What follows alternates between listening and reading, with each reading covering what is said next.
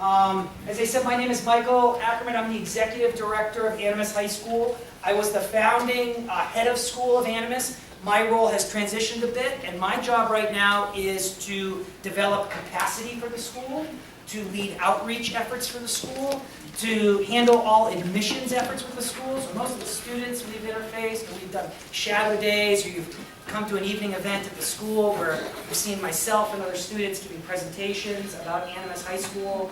I work very closely with Jesse in the development and fundraising office, and so that's me. Transitioning a little bit away from the head of school. I will be at school every single day, probably more than people want me there. So I'm not going anywhere. We're just wearing different hats because our organization has grown to the point where we needed to start dividing and conquering some of these essential duties and responsibilities. What I want to do is I want to ask each and every one of you, every family that attended, to make sure that you do not leave without turning in this 2013-14 Parent Orientation Info Sheet. And this form is going to serve two purposes. This form is going to serve two purposes. Number one, it's going to get me some data about transportation, which I'm going to talk to you all about here in a moment. But more importantly, this is attendance. So please make sure that you fill this out. Some important information on here that might seem redundant with all the back-to-school registration forms that you've been filling out are things like home address and email address. I'm telling you, you cannot give that enough to the school. We put together different distribution lists. It's important to have the emails on this form to tell us that we are talking to the right address. It is a bummer to be disseminating information and have people be like, I never get it, I never see it. And it's just because we don't have the right contact information. But the bulk of what I wanted to talk to you about tonight was transportation. I was assigned by the Animas High School Board of Directors was to start to solve the mystery of transportation. Okay, we're going to help you get to where you need to go.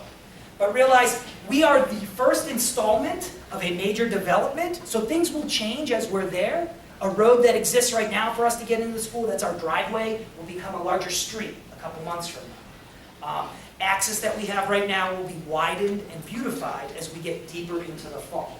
So I want everybody in this community to hear from me tonight that there are going to be changes. It is my prerogative to keep you informed and updated on any changes, and make sure that I'm serving you and knowing the details. So let's talk about those transportation options this year that are in front of us.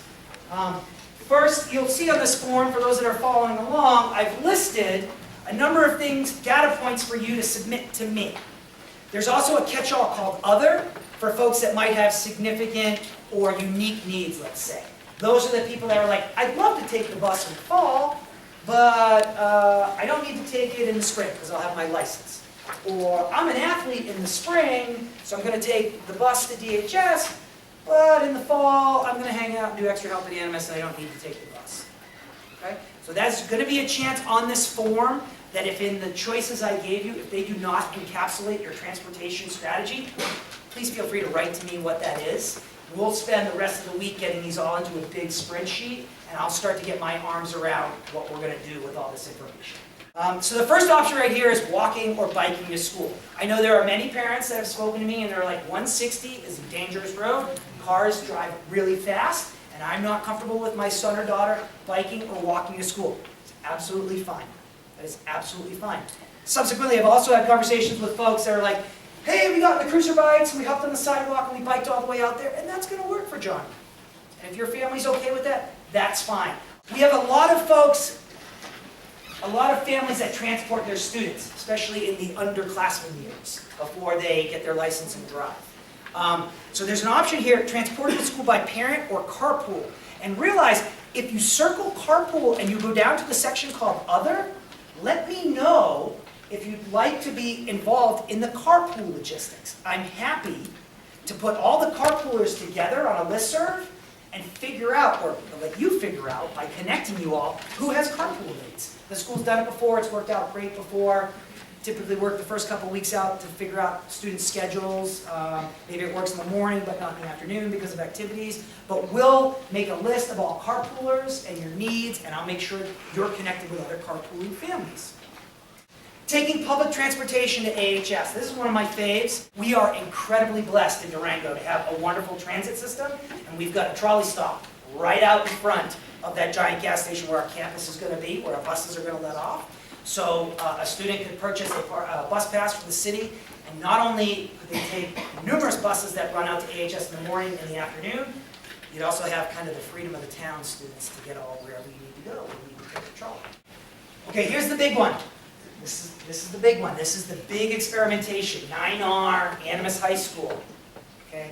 We are joining together to establish what we're calling a hub bus.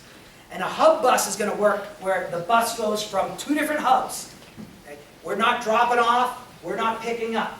In the morning, I will have a bus that's going to run from Durango High School out to Animas High School. The students are going to need to assemble at Durango High School and get on that bus and take that out to Twin Buttes. At the end of the day, like at 3:20, okay, the hub bus will go from AHS back to DHS. Why 3:20? Why the quick turnaround? Because I want to make sure that our athletes that are not drivers have the ability to make it back to the high school in time for afternoon practices, rehearsals, etc. Okay? So, I realize that there could be some pressure to want to get on the hub bus. Okay?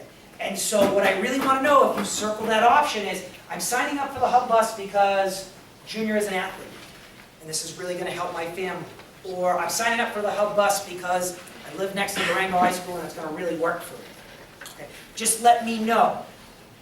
Full disclosure, I may have to do some prioritization with the hub bus to get people on it. Okay, right now, 9R considers all of us residents within the 9R district and that we are already paying for a bus. So right now, 9R is not charging me for this bus.